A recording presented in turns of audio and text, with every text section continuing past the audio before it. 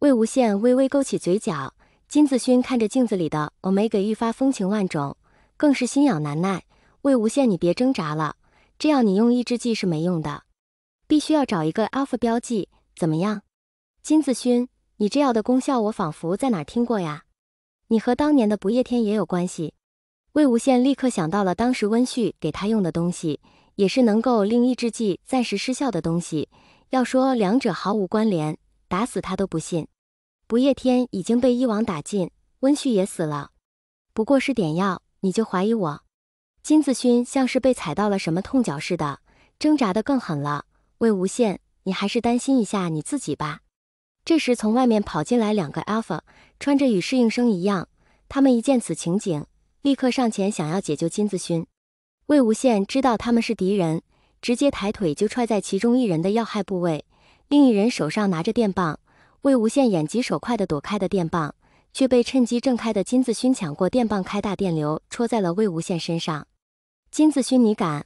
魏无羡强忍着全身的麻痹，抓住了金子勋的手臂。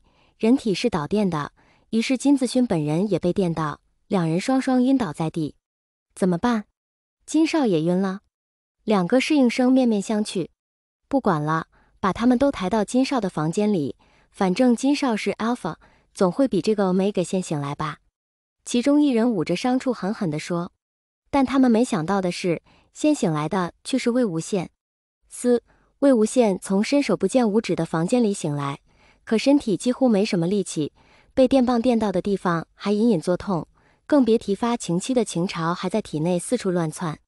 金子勋这用的熏香真是，魏无羡现在感受到屋里另一个 Alpha 的气息，居然就能生出剧烈的渴望。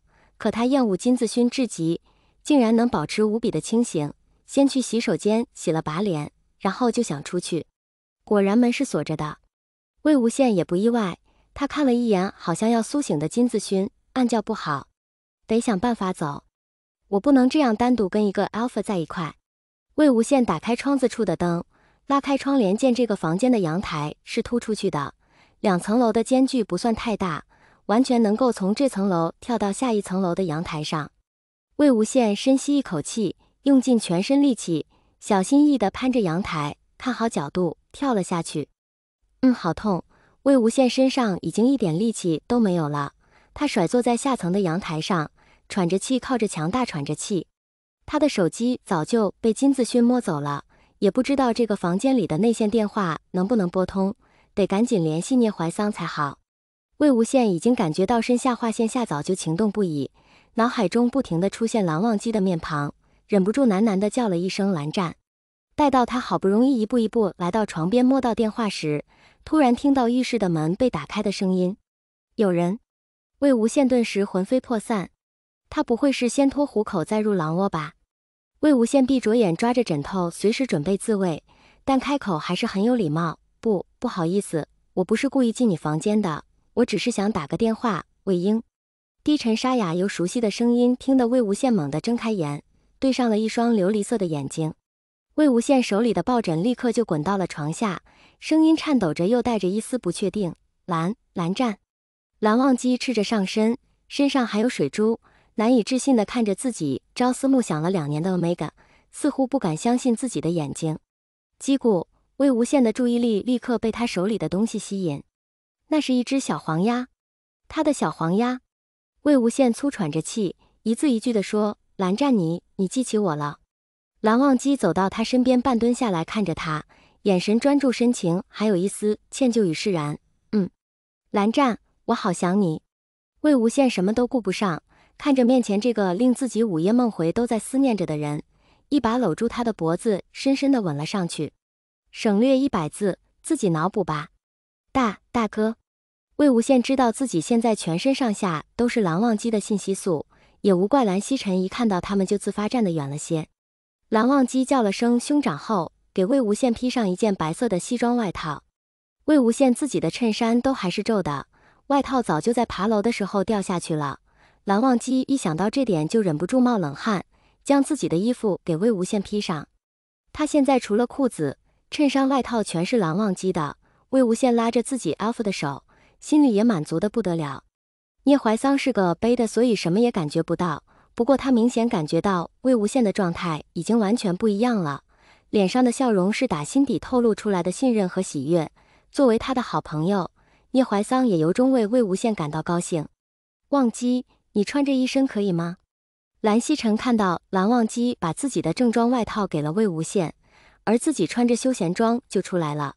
虽然他觉得弟弟穿什么都不错，但还是随意地问了一句。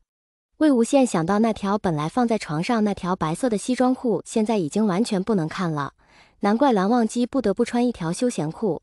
但他打量了一下身边帅气的 Alpha， 莫名自豪，大哥，蓝湛这一身也没什么呀，多帅啊！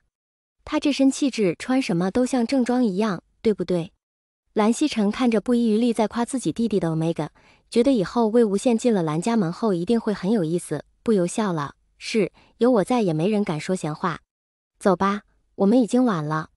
聂怀桑悄悄问魏无羡，魏哥你还好吧？我到卫生间找你时闻到了很不寻常的气味，刚把东西拿到就听见脚步声，好像有人来找这个熏香。是不是跟金子勋有关？魏无羡瞪大了眼拍了拍聂怀桑的肩膀，可以呀，怀桑，我们本来还想着调监控呢，你居然把熏香都拿到手了，这可是物证，可以通过这个查到熏香来源，没想到你居然这么机智。聂怀桑嘻嘻笑着，他敏感地发现连蓝忘机看他的眼神中居然也有一丝赞赏，顿时非常的受宠若惊。别，我什么都不知道，就是听到嘟嘟嘟脚步声，一紧张就把熏香拿走了。我后来还想万一就是来上厕所的呢，怎么感觉跟做了坏事一样。蓝忘机虽然很赞同聂怀桑的关系，但看到聂怀桑靠魏无羡那么近，忍不住把自己刚刚标记的 Omega 搂到怀里，淡淡的又看了聂怀桑一眼。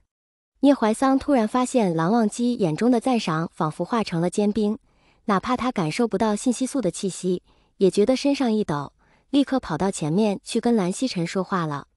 魏无羡正听得高兴呢，突然发现好朋友一句话也不说，突然跑了，疑惑地望向蓝忘机，他怎么说话一半就跑啊？许是有事请教兄长。蓝忘机低声道，原本就不一定能查到监控，如此正好。是啊，这酒店毕竟是金家的，金子勋大概率会在警方过来前就换掉监控。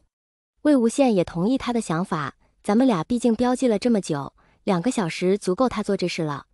蓝忘机听他说标记那么久，耳根悄悄红了，搂着魏无羡腰的手又紧了紧。说话间，4人就已经踏入了慈善拍卖厅。此刻拍卖台上已经推上来一个新的拍品，似乎是一个很有名的古画。主持人刚说完中文，正切换成英语介绍着拍品。蓝湛，这个画你叔父会喜欢吗？我记得大哥说过你叔父挺喜欢收藏古画古董，这个画虽然画师没有那么有名，但题词的却是个大家呀。魏无羡握着蓝忘机的手悄悄跟他说。蓝忘机眼中掠过一丝柔意，你想拍下送给叔父，